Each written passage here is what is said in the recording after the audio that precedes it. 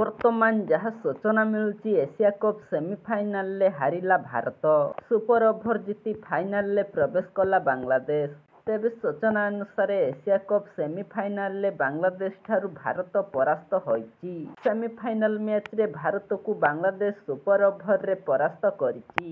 Asia cup rising stars ଟୁର୍ଣ୍ଣାମେଣ୍ଟର ଏହି semifinal ମ୍ୟାଚରେ ବାଂଲାଦେଶ ଏବଂ ଭାରତ ଉଭୟର ପ୍ରଥମ ଇନିଂସ 194 ରନର ଶେଷ ହୋଇଥିଲା, ଯାହାପରେ ସୁପର ଓଭର ହୋଇଥିଲା।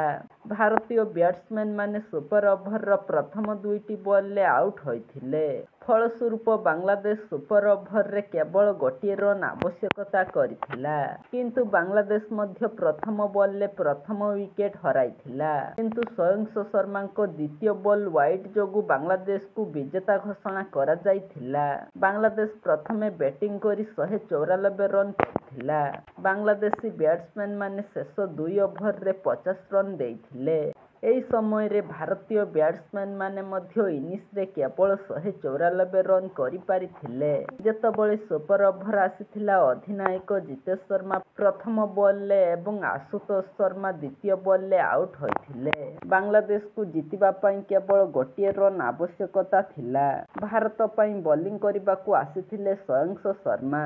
ସେ ତାଙ୍କର ପ୍ରଥମ ପ୍ରୟାସରେ ଏକ ଗୁଗଲି ବୋଲିଂ କରିଥିଲେ, ଯାହାକୁ ୟାସିର ଅଲି ମାରିବାକୁ ଚେଷ୍ଟା କରିଥିଲେ।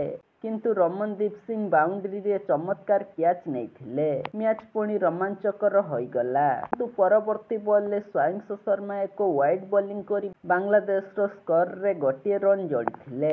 ଭାରତକୁ 195 ରନର ଲକ୍ଷ୍ୟ ଦିଆଯାଇଥିଲା। ଜବାବରେ ବୈଭବ ସୂର୍ଯ୍ୟବଂଶୀ ଏକ ଧମାକାଦାର 38 ରନ୍ ସହିତ ଟିମ୍ ଇଣ୍ଡିଆକୁ ଏକ ଦୃଢ଼ ଆରମ୍ଭ ଦେଇଥିଲେ। ପ୍ରିୟାଂଶ ଆର୍ଯ୍ୟ ମଧ୍ୟ 44 ରନ୍ କରିଥିଲେ। ଉଭୟ ଓପନର ଭାରତକୁ ଏକ ଦୃଢ଼ ଆରମ୍ଭ ଦେଇଥିଲେ, କିନ୍ତୁ ଶେଷରେ ଦଳ ପତନ ଘଟିଥିଲା।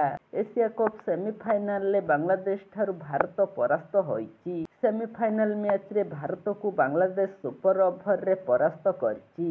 ଏସିଆ କପ୍ ରାଇଜିଂ ଷ୍ଟାର୍ସ ଟୁର୍ଣ୍ଣାମେଣ୍ଟର ଏହି ସେମିଫାଇନାଲ ମ୍ୟାଚରେ ବାଂଲାଦେଶ ଏବଂ ଭାରତ ଉଭୟର ପ୍ରଥମ ଇନିଂସ 194 ରନର ଶେଷ ହୋଇଥିଲା, ଯାହାପରେ ସୁପର ଓଭର ହୋଇଥିଲା। ଭାରତୀୟ ବ୍ୟାଟ୍ସମ୍ୟାନମାନେ ସୁପର ଓଭରର ପ୍ରଥମ ଦୁଇଟି ବଲରେ ଆଉଟ୍ ହୋଇଥିଲେ। ଫଳସ୍ୱରୂପ ବାଂଲାଦେଶ ସୁପର ଓଭରରେ କେବଳ ଗୋଟିଏ ରନ୍ ଆବଶ୍ୟକତା କରିଥିଲା।